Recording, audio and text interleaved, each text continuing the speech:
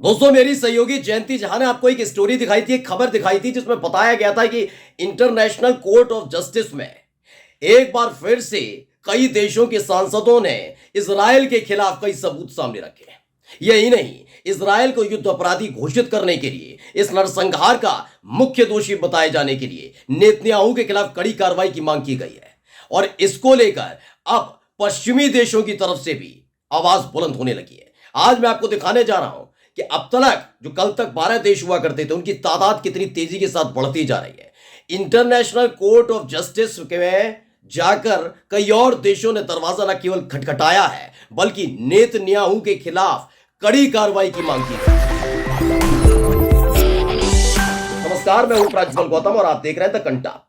मैं अपनी इस वीडियो की शुरुआत करूं दोस्तों, लेकिन इससे पहले एक छोटी सी अपील। हर बार की तरह जो आप स्क्रीन पर नंबर देख रहे हैं, उस नंबर पर जितनी संभव मदद हो सके हमारी मदद कीजिएगा। ये मदद लगातार हमारे जोश, हमारे जज्बे, हमारे हौसले, हमारी स्वतंत्र पत्रकारिता को जिंदा रखने के लिए कारगर साबित हो रहा है। इसके लिए बहुत बहुत तहे दिल से शुक्रिया, मेरी तरफ से, मेरी पूरी टीम की तरफ से। अब आपको सबसे पहले वो खबर दिखाऊंगा जो मेरी सहयोगी जयंती झा ने दिखाई थी, और उसके बाद अगला अपडेट मैं आपको दिखाने जा रहा हूं जो बहुत बड़ा धमाका है, कम से कम इजराइल के लिए, इसलिए भी क्योंकि वो लगातार अमेरिका और ब्रिटेन के दम पर अब भी नरसंहार करने से पीछे नहीं हट रहा। ये पूरी दुनिया ने देख लिया अभी कैसे उसे मालूम है। भूख से तड़प रहे हैं बच्चे, भूख से तड़प रही हैं महिलाएं, भूख से तड़प रहे हैं बुजुर्ग, यानी फिलिस्तीनी भूख से तड़प रहे हैं। तो उसी भूख को हथियार बनाकर कैसे नरसंहार किया, सबने देखा। कैसे पहले खाने के पैकेट फेंके गए, जब उसको लेने के लिए लोग वहां पर पहुंचते हैं तो अचानक से गोलीबारी शुरू कर दी जाती है। खबर है कि 100 से ज्यादा फिलिस्तीनियों की मौत हो गई। अमेरिका हो, ब्रिटेन हो, ये देश, मैं फिर कह रहा हूं, ये बच नहीं पाएंगे। यकीन मानकर चलिए, जिस तरह की एक्टिविटी इजराइल कर रहा है और उसमें साथ दे रहे हैं, बच नहीं पाएंगे। लेकिन पहले मैं खबर बता देता हूं। खबर देखिए, ये थी, in the UK 39 parliamentarian have signed the letter including labour, Scottish national party, independent and social democratic and labour party SDLP MP, यानी 39 यूके के 39। मैंने थोड़ी देर पहले आपको खबर भी बताई, वहां तो चीजें ही चेंज हो गई हैं। ऋषि सुनक की कुर्सी खुद खतरे में है, क्योंकि वहां पर जिस व्यक्ति ने फिलिस्तीन के पक्ष लिया, समर्थन किया था, उस व्यक्ति को जिताने का काम ब्रिटेन की जनता ने किया। यानी ब्रिटेन की जनता भी चाहती है कि इजराइल का साथ अब ब्रिटेन ना दे, उनके प्रधानमंत्री ना दे। ऋषि सुनक भी समझ गए कि अब हालात खराब हो रहे हैं उनके अपने देश में। अब तक तो इजराइल और फिलिस्तीन का था, उनकी कुर्सी छीन सकती है इन्हीं मुद्दों को लेकर। अब देखिए, यूनाइटेड किंगडम यानी ब्रिटेन के 39 सांसदों ने आगे आकर एक लेटर साइन करके भेजा गया है कि एक कार्रवाई होनी चाहिए, जो कुछ किया गया, जेनोसाइड किया गया। ये खबर मेरी सहयोगी जयंती झा की तरफ से बताई गई थी। अब आपको खबर दिखाता हूं, ये खबर पढ़िएगा। निकारागुआ है एक देश, उसने has submitted a formal application to the International Court of Justice. मैंने कहा ना, इसमें कई देश भी शामिल होंगे। अब एक शिकायत दी गई है निकारागुआ की तरफ से। उन्होंने एक प्रार्थना पत्र दिया है आईजी से में, इंटरनेशनल कोर्ट ऑफ जस्टिस में, जिसमें बताया गया accusing Germany of complicity in the genocide of फिलिस्तीन इन गाजा। बताया गया कि जो कुछ फिलिस्तीन में हुआ, गजा में हुआ है, नरसंहार जो हुआ है, उसमें जर्मनी की भूमिका भी है, यानी जर्मनी ने भी उसमें मदद दी है, यह बताया गया है। निकारागुआ की तरफ से प्रार्थना पत्र दिया गया है। यानी कि अभी तक सिर्फ इजराइल इजराइल इजराइल नेतन्याहू चल रहा था। उनके खिलाफ धाराएं, उनके खिलाफ मामले, उनके खिलाफ सबूत पेश किए जा रहे थे, नरसंहार की बात हो रही थी। आई से जो बहुत नाराज चल रहा था जिस तरह से इजराइल गजा के अंदर कर रहा है। लेकिन अब एक एक करके वो देश भी साथ आते जा रहे हैं, वो मित्र देश भी अब अंटे पर चढ़ने लगे हैं, जिन देशों ने इजराइल का साथ दिया और फिलिस्तीन को के नरसंहार के लिए इजराइल की खुलकर मदद की है। निकारागुआ की तरफ से आईसीजे में जर्मनी की एक शिकायत की गई है। अब आइए, खबर फ्रांस की भी पढ़िएगा। फ्रांस के जो राष्ट्रपति हैं, उन्होंने जो बयान दिया वो पढ़ना जरूरी है। इमैनुअल मैक्रों है। Macron condemned the night of massacre carried out by the Israeli army. यह बयान मैं आपको क्यों पढ़वा रहा हूं, मैं आपको बता दूं।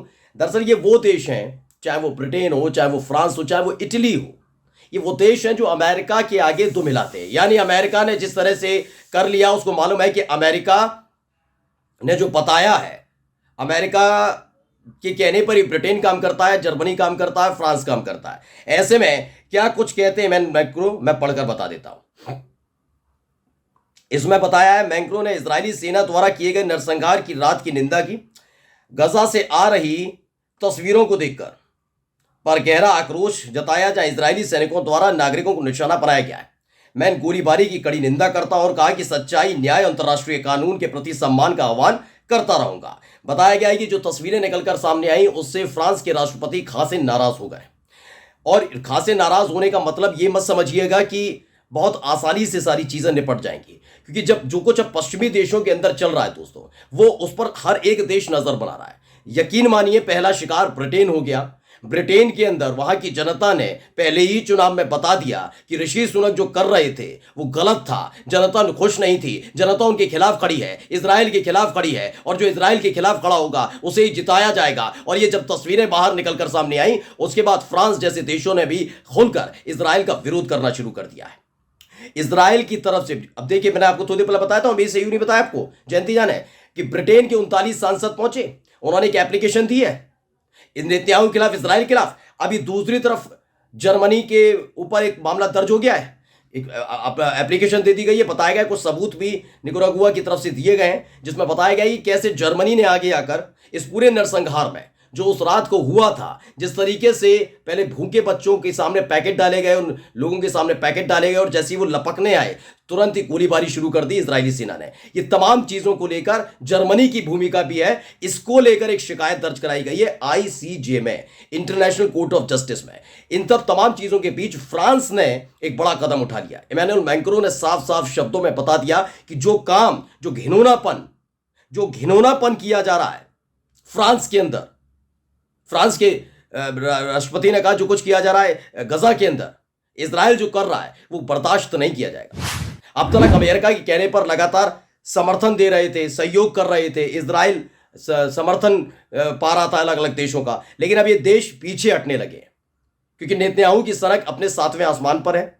अब ये देश समझ चुके हैं कि अगर किसी भी तरीके से इनको युद्ध अपराधी घोषित भी न किया गया कोई बात नहीं, लेकिन एक हीरो के तौर पर अब ये अपने देश में नहीं जाने जाएंगे। यकीन मानकर चलिए, ऋषि सुनक को हमेशा याद रखा जाएगा कैसे उन्होंने नरसंहारक का साथ दिया था। जो बाइडेन को याद रखा जाएगा, और बार बार डोनाल्ड ट्रंप उनके यहां भी कह रहे थे कि नहीं, उनके यहां तो चल ही रहा है, लगातार प्रदर्शन हो रहा है, व्हाइट हाउस के सामने जाकर इकट्ठा हो जाते हैं, प्रदर्शन किया जाता है।